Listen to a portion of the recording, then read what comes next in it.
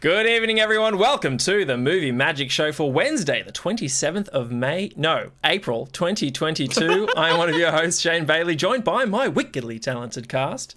To my right, he loves his VR and shaking his hips like Shakira. Please welcome the era of Jason Mira.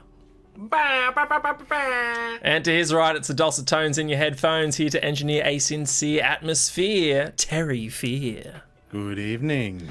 And to his right, it's the film falating, TV show hating, thought elaborating, Mr. Movies, Ben Stapleton. I want to say, what's that movie where he's just like thrilled? It's like from Fifth Element. Yeah, Fifth Element, yeah. I don't have to say anything.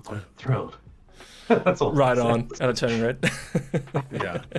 How are you, Ben? Doing well, Shane. How are you?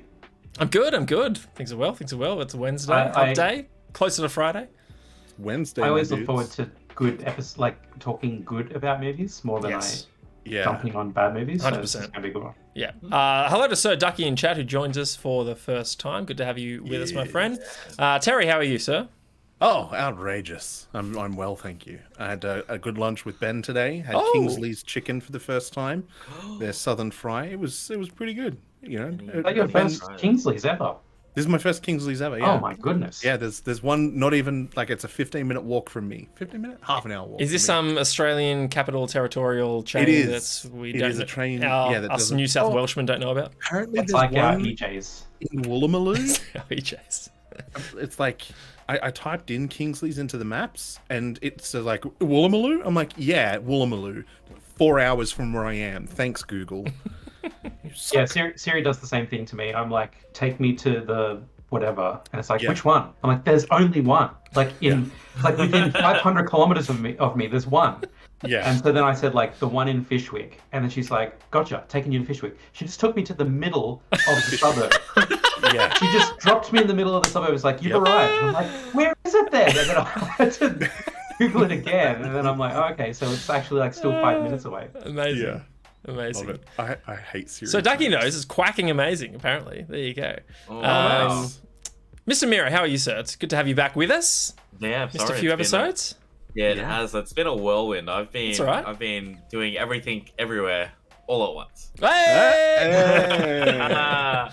Except for the podcast. But Anyway. honestly, it's just been so busy. I've barely had a chance to stream, and it's just been crazy. So I'm happy to just slow down today, and just be here with you guys. So yeah, Nice. Living the dream. Nice. Longest living the dream Snuck response it in ever. there. Yeah. Well, it's good to have you all here. It's good to have everyone here in chat as well. This is the Movie Magic Show. Every Wednesday, 8:30 p.m. Australian Eastern Standard Time, we chuckleheads get together to love, like, bash, and trash the latest the entertainment world has to offer. Catch the show here live on Twitch. You can also catch all our past reviews, our past VODs on my YouTube channel. Just search Magic Casts, all one word, on YouTube, and you'll find all our past reviews collated for you there very handily. Follow us on Twitter as well, at Movie Magic Show. Will notify you when we're going live and which films we're going to be reviewing this week. We're very excited to be reviewing Michelle Yeoh in Everything Everywhere All at Once, a brand new film that is available in cinemas right now. We encourage you to check it out. We'll also be diving into a bit of a backlog film with The Visitor, a 2007 film starring one of our favorites, Richard Jenkins, in his Oscar-nominated role. We'll also play a little movie actor go, of course, and some new games as well. A bit of Framed, a bit of Actoral. This is something we do now, Jason, in the middle of the show. So, Oh, really? I shamefully have already done Framed. I totally forgot to hold off. Yeah, me too. I got too excited, man. I got too excited. I did Wordle, and I'm like, Framed next. Woohoo! Oh, I haven't done Wordle. I've guessed 2. I need to remember to do I haven't done Wordle before Actoral, so we can do Actoral. Ben, you haven't done Framed? Okay, I've done Wordle has Frame. single-handedly contributed to like the most spam messages between friends. Like my message history with Shane is just like screenshots and screenshots Me too. and screenshots of and Terry. It's just like I'm sure. Yeah, the Facebook Messenger team is just like every quarter they now report. It's like activity is up 25% year on year. We're like, we all know why. It's because of we all Wordle. know why. Yes, And all the spin-off games, but that's it. I don't think I did the Framed. Oh wait, no, I did Framed, but I didn't do Actoral today. Okay, well, we'll just do actorial this time then. Anyway, before we get to those, though, we need to set up our end games. These are games we like to play at the end of the show with you, so stick around. You'll be able to help us solve some of these games. We have 2 movie quotes. We're going to give you 2 quotes. You need to try and guess which films they're from. I defer to the era of Jason Mira for movie quote number 1. Me. Hey, man, you just fucked up your Ferrari. Oh, I know this. Yeah, I don't know this. Oh man, that's a head scratcher. I don't know it, but I think I should. Yeah. Hey, Watana. Yeah. Hello, Twiggy as well. How are you? Twiggy. That's movie quote number 1, and now movie quote number 2, courtesy of the Dulcet Tones. Oh, hi. So, all right, mine is 4 fried chickens and a Coke. I know this game. I'm stumped on Grand Theft both. Auto San Andreas. You go through the drive-through and it's like, yeah, fair enough. Dude, yeah. I'm doing well, Watani. How are you, sir? Good to have you with us again. And the other game we like to play is 6 Degrees. We're going to give you 2 actors. You need to try and link them via films. No. How do I say it? Via actors they have starred alongside. Mr. Movies. Help me. Who are our actors? Today, I encourage you to link George Clooney to Zendaya. George Clooney to Zendaya. Oh, I reckon we can do it. I reckon we can do it. I reckon you can do it. This will be fun. Oh, no, MCU. Damn. In my head, when you sent it to me, Ben, I was like, oh, here we go. We can probably use like No Way Home. We can't. Okay, that's going to be tricky. Anyway, those are our end games. We're going to play them at the end of the show. Before we get to the end of the show, I want to remind everyone of my 12-hour charity stream that is happening this Saturday at 12 p.m. Australian Eastern Standard Time. What you're seeing on screen at the moment are the incentives and milestones that will be available. So it kicks off at 12 o'clock this Saturday right here. We're going to go for 12 hours all the way through to midnight. We've got some fun incentives, some fun milestones. So we are raising money for Game on Cancer's Superhero Streamers campaign. Crazy Shane. What is Wax Strip going to be? Hey, yeah, you have to find out. Just donate $100. You'll find out. Yes, all funds go towards cancer research as part of Game on Cancer's Superhero Streamers campaign. Full disclosure, I work for Cure Cancer, the charity putting this one together. So yes, it will be. Let me get the details up. There we go. 12 p.m. This Saturday. Yes. Keen to have everyone there. Have some fun. We're gonna play some Halo. We're gonna play some Siege. We're gonna do a movie magic special at what time did we say? 8 o'clock, I think. Yeah, 8 p.m. So we'll be playing some movie Act to Go, some Versus, some Survival of the Nerdiest, which we haven't played in years. I'll explain the game. Yeah. Do you remember this one, Jace? I remember the name, but I totally forget the actual game itself. So I will name an actor or actress, and then you guys have to try and remember as many films from their filmography as possible, and then it's a game show setting where you have to name one at a time, round robin. That's it. Yeah. People are going to take ones from you, which means like you've got to have some obscure ones, but it's gonna be boss. It's gonna be fun. Yeah, it's gonna be good. Can't wait. So yeah, this Saturday. Be sure to be there for that one. Alrighty, gents.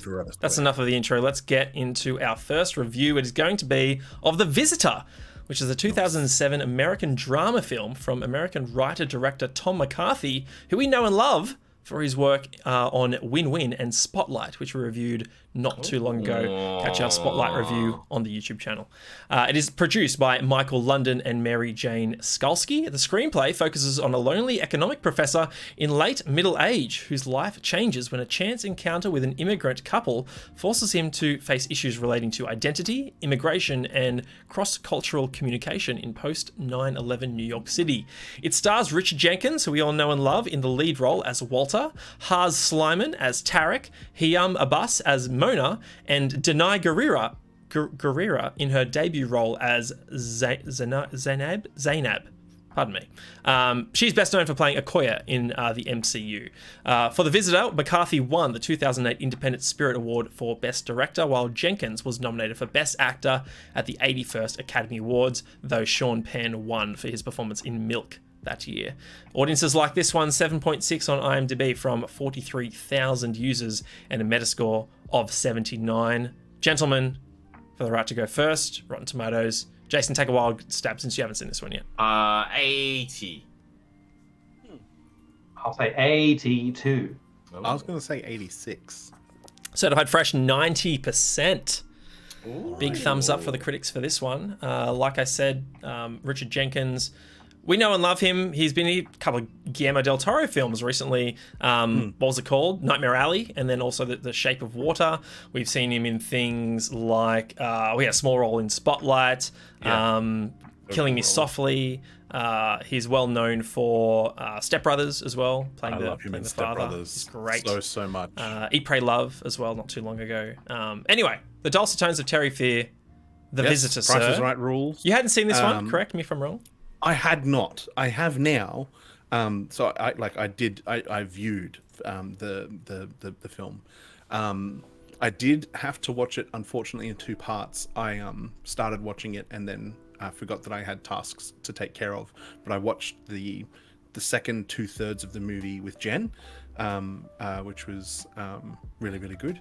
I liked it because I didn't know what I was in for. Like, aside from the cast, I really didn't know what this movie was about, except that it had Jenkins in it. I love the opening minutes of this film so much. Like, he's there trying to play piano and like just making mistakes, and the it's like a brutal conversation with this piano teacher that he's like, it's just not working, and she just totally calls him. It's like, how many piano teachers have you had before me?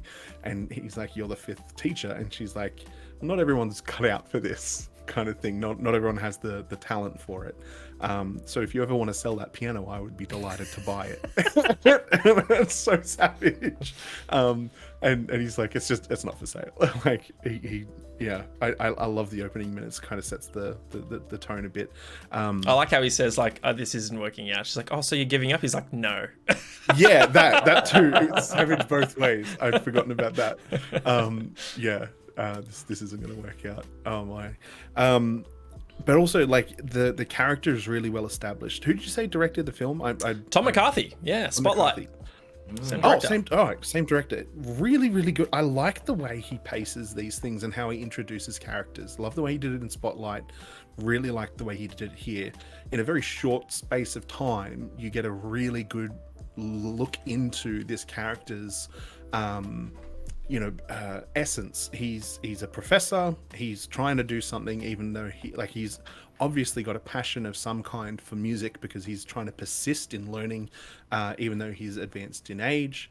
But the way that he treats the university student that's like in his office, and how dismissive he was of his responsibilities as a lecturer, like he's really just phoning it in. He's the poster definition of like a professor that has tenure, that is just not interested in doing what it is that he's doing, but he can't be fired. And then it just takes a really cool, fun, hard right turn into like a bit of drama when he's basically strong-armed into going to a conference to speak about a book he's co-authoring that he admitted to the dean that he has contributed literally zero to, and he's like, yeah, maybe don't tell the board that. And so off he goes to is it New York? I think so. Yeah. I'm pretty sure it's New York. It is, but post New York. Post 9/11 New York City.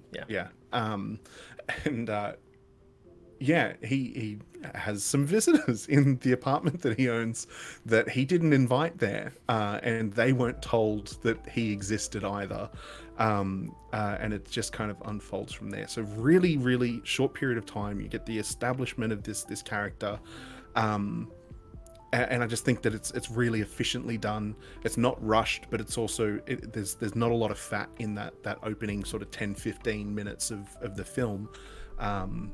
And it's very well used. So lean storytelling. Yeah.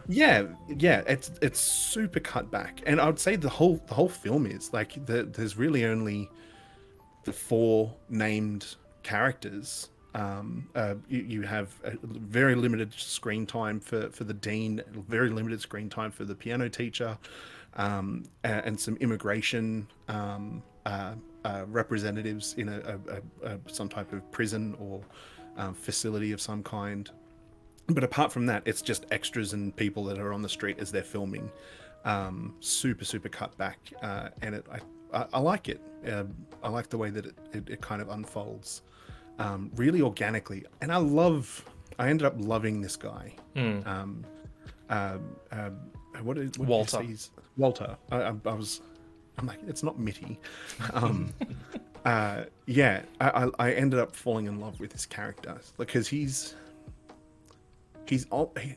kind of something that I'm afraid of becoming. Like he's just stuck at something because it's what he was being paid to do, but there's no passion behind what he's doing. And he's like, it's like he gave up on finding what it is that he wanted to be when he grew up. And he just aged doing something that he didn't want to do, and had a very, very late midlife crisis when he encounters these people, and there's a massive shift in his perspective and whatnot, and he grows a whole lot. So yeah, very, very heavy character story. Like this movie is very much about people, and it tugs on my empathy and sympathy as well, kind of in equal measure. There's not a lot I can say without it being like, are we spoilering? Because it's like, this is Been 2007. out for a while, yeah. That's right. Yeah, we can cover it off maybe towards the end. We can throw up the Sure. tag, but yeah, we can pass on to Ben and just bounce it around a bit if you like. I just the last thing I wanted to say was, without getting towards spoiler stuff, is I love the character development for basically all of them. The way that they all present themselves, the way that they get alongside each other, and how hearts and minds are changed through the interactions of these people who are strangers a very short period of time before the end of the film. It's not super clear exactly how much time has passed, but it's only maybe a week or two of time that's kind of passed, and these people have fundamentally changed, but it doesn't feel like, I don't know, Jesus calling the disciples, and it's like, just, you guys have been fishing for all your lives, come and follow me. It's not that type of change of thing where it's like on a dime. It's like they've changed because they've been impacted by something really genuine and heartfelt. So yeah, that'll be me. Nice. Mr. Movies, I'm keen to hear your thoughts on The Visitor. Is this a first watching for you as well? It is. I didn't even know what it was about when I watched it. So that's Nice. ideal for jumping into a movie you've never seen before. Awesome. If you And just for already know people you're watching, gonna if you would like to check it out yourself, it's available on Amazon Prime. So that's how we watched it. Yeah. I take umbrage at the synopsis that you read there, Shane. I didn't see a man who had to learn how to. Could you bring it up while I ramble? Yeah, it's right here. Focus on a lonely economic professor in late middle age whose life changes when a chance encounter with an immigration couple forces him to face issues relating to identity, immigration, and cross-cultural communication in post 9/11 New York City. Yeah, I mean, the immigration stuff is forced on him, and he has to react to it, I suppose. But the rest of it is kind of like it sounds like this guy is someone who is kind of closed-minded, and then gets his mind awakened or whatever. I didn't see that. This character just didn't see color at all, and I see this as like the movie Yes Man, without the comedy, and going to the conference and making a vow to always say yes to every opportunity that presents itself to you, because it's a great illustration of the opportunities that you can open up for yourself if you just take the first step and commit to something. And so the first time he does this is when he arrives at his New York apartment. By the way, who has like a second home that they're not using almost ever and doesn't like rent it out or anything? Like, he's just got an empty New York City apartment that's just got nothing, like it's got his stuff in it, and he's not using it, and he's only now coming to it on a great circumstance for him. Like, it's a terrible turn of events that's caused him to go into New York, where the person who was supposed to read this, the person who authored the paper and was supposed to deliver the reading or whatever, is just bedridden or whatever and cannot make it. So they're like, you're the really only person that can go. You are the only one. You have to do this. And he's just like, even then, his initial reaction is like, I can't, just can't do it. Yeah. He's saying no to everything, just like, just like in Yes Man. And then he, eventually he's seeing these guys that were swindled to think they're doing the right thing. They think they're renting an apartment, but they're renting it from a guy who's, I don't know, broken in and stolen the key or something, and copied. Yeah, Walter didn't even know who this person was. So the realtor is obviously pretty shady. We don't really go into that direction at all for the movie. Yeah. But he's, instead of like throwing these kids out on the street and they've got nowhere to go and it's the middle of the night, he's just like, you can stay with me for a little bit while you figure out where you're going next. And then it just becomes like, that's never really brought up again kind of deal. It's like, well, these are my friends that I live with kind of thing. Just from saying yes. And then, he's offered to, why don't you come along to the show? I'm going to be playing my drum. And he's like, oh no, I couldn't. I got work to do. It's fine. And then he bites the bullet. He does the brave thing, and he comes back and he says, "Actually, I think I might come," which is a hilarious moment. I love that scene. I laughed out loud. It's amazing. Yeah, the two are having an argument about, I can't believe you would invite him. It's like, it's all right. It's just being nice. And he's like, I will come. And they're like, okay. Yeah. Yeah. But yeah, and then he says yes to taking the lesson, like, all right, let's play a bit on the drum. He says yes again to playing in the drum circle in the park or whatever. But it never really read to me as someone who said no to culture and people of circumstance until he met somebody. It was always, to me, the way I read it was he's just holed off in his little world, and he's still dealing with the loss of his wife and what to do with his life and find happiness. He doesn't smile for like the first half of the film. He's a perfect grump. That's my first thing. I'm like, this guy is ideal grumpy man. Like, he's just the kid comes to him, like his student comes to him asking for help with his submitting his assignment late. He's like, I'm really sorry, I had all this personal stuff going. He's like, I'm sorry, I can't accept it. And then he just like, bye. Yeah. It's just done with the meeting. It's so great. And then the piano thing again, he's like, I think I'm going to stop our lessons together. And she's like, oh, you're giving up? He's like, no. Yeah. It's so brutal. And the friend, like his old, old neighbor, in New who York, was much younger and now has grown up to take over his mother's place. So he still lives there. Used to live there with his mother. Now his mother's in Florida or whatever. He's like, oh, hey, how is it going? And all that kind of stuff. And the second he's done, he's just like, well, it's been great seeing you. And he just leaves. It's just like, good to see you again. And he turns around and he's not even done. He cuts him off before he continues any further and says, it was great seeing you, and then walks away. And that actor, what is his name? He's in so many things. He's in so many things. He's done voice acting work as well. He always reminds me of the guy, of his character in Scrubs. He plays the hypochondriac or whatever in Scrubs. I looked him up and I'm like, Richard Kind. Richard Kind, thank you. Yeah, like really well known. I looked him up. I'm like, oh, it's the brother of Hopper in Bug's Life. Like, that's how, like, his voice like triggered for me. I was like, how do I know this voice? He's got a perfect voice for that kind of character. And he was in someone who's annoying that doesn't know that they are. He's in the movie that we watched recently with. And he's Bing Bong, Garfield. Bing Bong, Inside Out. Yeah, Bing Bong in Inside Out. Yeah. But he's also the other critic at the performance. Oh gosh, Tick Tick Boom. Tick Tick Boom. Yeah, he's God, like, it was just they're like saying agreeing. the same thing. Yeah, he's not saying the same thing. But yeah, I like that. Amazing. It reminded me of stories you hear about Steve Jobs. If you had to talk to Steve, you had to be very interesting and very brief, because if he just all of a sudden realized he was wasting a single second of his life in your presence where he didn't need to, he would just turn around and walk away. He wouldn't even grace you with, this was, nice chat, see you later. He would just turn around and leave. Let's continue this another time. No, none of that. Yeah. And he'd just be gone.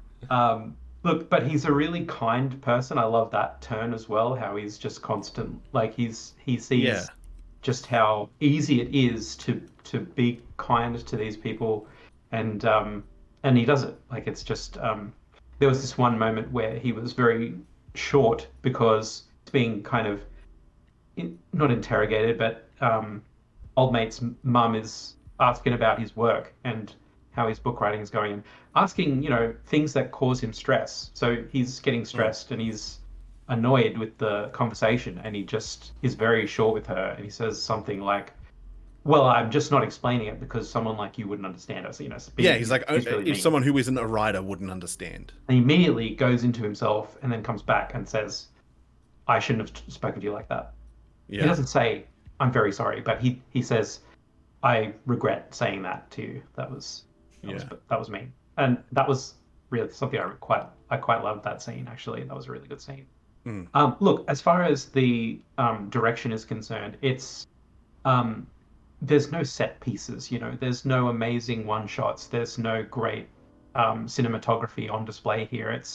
We're looking at New York City on the street, buildings in the background. We're looking at an apartment from all different angles. We're looking at little office buildings, little offices inside of the university that he works at, and things of that nature. So it's not like a brilliantly filmed thing. It's not like if this was at the cinema, you should run and see it before you miss out on the amazing Dolby Atmos surround sound or what have you. But it's a really tight little 100-minute film of a few otherwise unimportant people that have a real important story, like interpersonal story between them. And it was quite nice to just sit there and visit these people for a spell and feel what they're feeling for a bit, and then hop back out. I thought there was a few really efficient uses of plot development. The piano thing was a really great tool for introducing this character to us as someone who wants to love music, but just doesn't have the right instrument, it turns out. But the piano thing does a second thing, and that connects him emotionally to his baggage of his dead wife, and then the selling of it angle that the piano teacher brings up is a perfect avenue into us seeing just how he's moving on, if that makes sense, or he's letting go of that baggage. I thought that that was just one example of a few where we've got one tool that's making a number of plot developments happen at once, character and plot moving forward together with just one little scene, which was really nice. I love seeing that very well written stuff. And I think I've got other examples of things that I thought were funny and so on. But to be honest, I think if you're even slightly interested, I think you should just go and watch it and enjoy the funniness for yourself. Except I didn't quite love it's not my cup of tea when it comes to the music that they're all playing, where it's just like the more the merrier kind of thing. Like jump in and start making a mess of your instrument, and it just adds to the flavor of it. It's like, to me, it just adds to the chaos. I don't groove to that kind of thing. But I loved how he enjoyed it. I loved how like he's having lunch on one side of the park, and then all of a sudden he's like sitting right next to the guy who's drumming and kind of like dangling his feet and kind of tapping along and stuff while he's eating his sandwich. Just the little bits about how that progresses, how he's trying to get further and further into it. Yeah, it was really fun. And again, with the grumpiness thing, I loved it. He's just like he's just got this whole bag of tricks for how to quickly end a conversation with somebody he doesn't want to have a conversation with. Like a guy who's been a bit of a jerk, like, oh, maybe we should invite these guys to come in and play for us during the breaks or something in our conference. And he's like, I gotta take this phone call. And holds up a phone, waits for the guy to leave, and just puts the phone back in his pocket. Brilliant. Nice. All done, Ben? Yes, all said All good. I don't have too many thoughts to add on to what you mentioned, but I will just point to the fact that I've mentioned before that Richard Jenkins is one of my favorite actors, and this only cements it in my mind. For me, this is a brilliant, understated performance with such nuance that it kind of reminds me of Brad Pitt in Moneyball, and the fact that a lot of what makes these characters great is not in what is said, but what isn't said, and the way they behave, and the subtlety of their movements and their reactions when faced with the characters and the obstacles that they come across throughout their story. So I really love this, and I'm reminded, Ben, of when we reviewed Dune and you mentioning the perfect character arc that Timothy Shamalama Ding Dong's character of Paul goes on over the course of that film. Like this perfect character arc where they are constantly learning along the way. I see that here in Walter as well, where we see a character who starts out lost, not knowing, maybe a bit regretful, grieving, searching for something to care about. And by the end, that one, I'd say the most dramatic scene where Walter really brings to light how much he cares about the circumstances of his friends.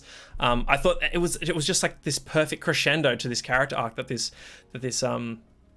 Walter has been on. And yeah, I really, really love this one and totally understand why he was nominated for it. But you are right, Terry, in the sense that like this is a bit of a more of a simple sort of style of storytelling, and what you mentioned, Ben, around just these unimportant people and following their very little story and sort of interactions between just a few characters. It kind of reminds me in that sense of like a Woody Allen film, but without the whimsy and the charm. This is certainly more dramatic, more somber, and I think puts a spotlight on some darker, some might say more important themes.